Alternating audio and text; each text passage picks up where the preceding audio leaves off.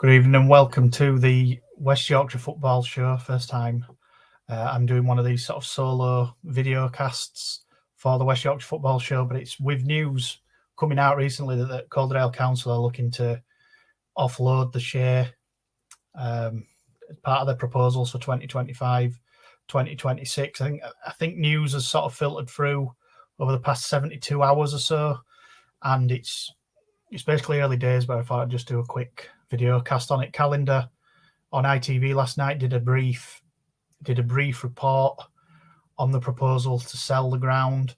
Obviously, only early days at the moment. But plans have got to be put in place and wheels have got to be put in motion because it'll soon come round. I mean, it's only a year away, just over. So concrete plans need to be in place. I think the general vibe I get from the councils, public media or things that they've put out is that they would prefer to hand it over to both clubs, or if failing that, either club, or if not, he's going to have to probably go to someone else someday, going to private ownership. Both clubs have released statements, both FC Halifax Town and the Halifax Panthers, which are the rugby league team that share the Shay Stadium with Halifax Town. So I'll read out the respective press releases that were both put out today, starting with the Halifax Panthers. Following on from last week's announcement by the council over the current and future budgetary challenges and the possible impact this could have on the Shay for both professional clubs, please note the following. These are difficult times for us all, and the board at Halifax Panthers fully appreciate the predicament the council find themselves in to balance the books, etc. The board are also conscious of the impact this could have for both professional clubs as current tenants of the Shay. With the above in mind, and to try and safeguard the future of professional sport at the Shay, the Panthers board's current direction of travel is to work closely with both FCHT and CMBC, that's the council, to try and find a solution that fits all. It is very early in the piece, and provisional talks have/will be taking place with the above parties to assimilate all the information and the facts before moving forward. In the meantime, there's a consultation process that the council have initiated over the next 6 weeks where, and in capital letters, you can have your say. I would respectfully ask you to complete the survey and express your desire for the Shay to continue to be the home for both professional football and rugby for many, many years to come. Further communication will be made to all once there is progress and news to deliver. In the meantime, rest assured that myself and all the board at Halifax Panthers are passionate about both clubs continuing at the Shay now and in the future, and we'll be making every effort to ensure that happens. Dave Grayson, Chair of the Halifax Panthers. That was released this morning, and we had a brief update in the past hour from Halifax Town. As many of you will know, Calderdale Council have made a recent announcement regarding a budget shortfall in the council funding for 24-25 and profile potential savings over the next 3 years. One of the potential cost savings could include the possible disposal of the Shay Stadium. Discussions have taken place and there is understanding regarding the due process. Part of that process is a period of consultation with the people of Calderdale during a 4-week period from announcement. We would ask any supporters willing to share their views to please do so by the 7th of February 2024 via this link, which I believe we'll tweet out. It's about people's thoughts on all the different ventures that Calderdale Council are going to undertake in the not too distant future. Not necessarily just about the Shay Stadium, but that is one of the questions that can be asked, where you can support or not support that particular motion. So just carrying on, following consultation, further meetings will take place within Cabinet and with councillors. The club will respect the consultation process and there will be no further comment until certain dates in February when further clarity will be sought. So that was the announcements from both clubs. Obviously, as I say, it's early days. You can quite clearly tell by both statements. Whilst the one from the football club is considerably shorter, I think the final sentence is the most important part of the little statement that they put out, especially the second section, which is there will be no further comment until certain dates in February when further clarity will be sought. So I know from responses to the tweet put out on Twitter, or X as it's now known, to that from the football club is very like, well, you need to make a stand, you need to do this, you need to do that, you need to tell us what you're going to do. And from the sounds of that press release, it's a bit like, we know everybody's sort of very passionate or going to be very passionate about this subject, but just hang fire until these February dates, until we know a little bit more about what's going on. I mean, the ground holds 12,000 and neither club get anywhere near that amount of supporters. But you know, it's been the home of Halifax Town for 112 years. It was built by the supporters as part of the process of getting into the Football League, ready for 1921. I think it was the 1921-22 season. It was built especially as part of the club's application to get into the Football League. Obviously, the football club's played there, as I say, 112 years. Rugby's been there for nearly 30 years. It came down in 1998. So you're talking 26 years. So they're coming up to 30 years of being part of the Shay Stadium.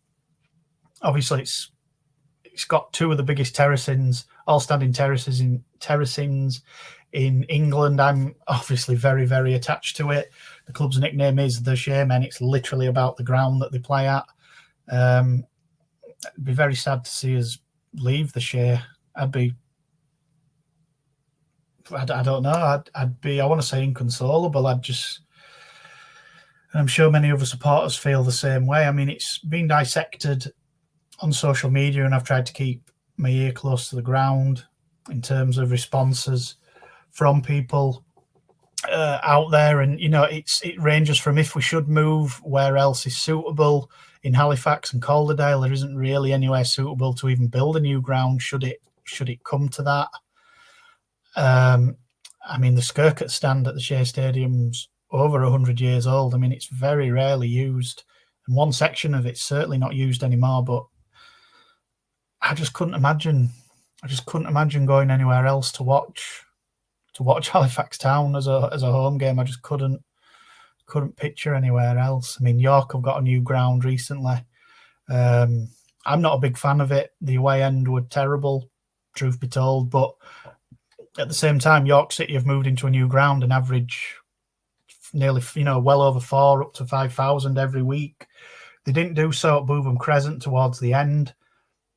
They built the ground off the back of being relegated down to what is the Vanarama National League North now, which would be the 6th tier. They've come back up since, but they're not really pulling up any trees this season as of yet. Because another discussion that was had was how many teams, not off the back of having significant investment in them and a new grounds come as part of that, how many teams that are not really doing anything ambitious have moved into a new ground and it's actually been successful for them.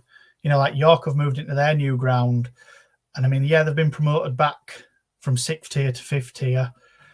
Do you know what I mean? Like Telford moved into a new ground. They're in the Northern Premier League. I've never known Telford be that low. They've always just been in the North, or they've been in the Vanarama National League now.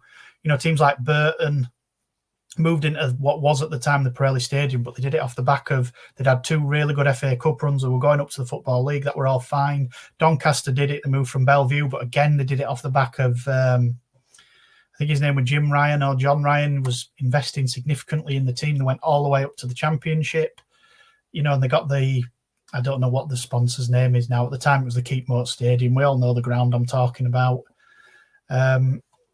There's not very many clubs that have moved to new grounds where it hasn't come with significant investment as well, where it's like, we are going to go to the Football League, or we're going to push on up through the leagues, or we're going to be ambitious.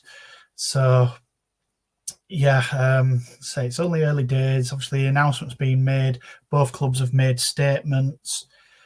There's a link that I'm sure we'll put out on our socials where you can have your say on not just the ground, as I've said, everything to do with Calderdale adult services. When refuge is picked up, do people need permits to go to essentially to the tip, to the refuge centres? There's all sorts of different things you can support or not support on there, but the main one, obviously, I wanted to give my don't support tick to was regarding the Shay Stadium. So maybe moving to a new ground would mean a brighter future. But as I said, there's not very many, if any, teams that have moved to new grounds that have really progressed from there, like Chester did so 30 years ago, and they've always just been in like League Two, or they've been in the conference. They're in the Conference North now. Who else is in there? I'm trying to think of some other ones, but the point is that Darlington. I mean, I know Darlington got liquidated, and that guy that they had built that Reynolds Stadium or whatever, and it were a complete white elephant. But they've moved into a new ground, and it hasn't really kickstarted them on to go at the next level. They did so, and they moved into the North, and I think they're still down the bottom of the North at the minute. So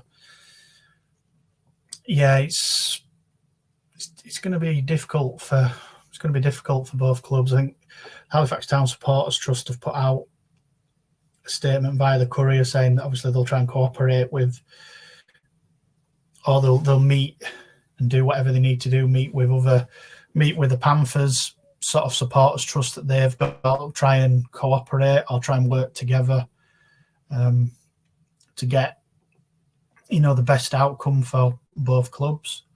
So yeah, just keep your eye on it if it's of interest to you. There's a pitch inspection tomorrow regarding the Maidenhead United home game at the Shay. So the game against Solihull was rightfully called off on Tuesday, nice and early. There's a pitch inspection tomorrow morning, which is Friday the 19th, ready for Saturday.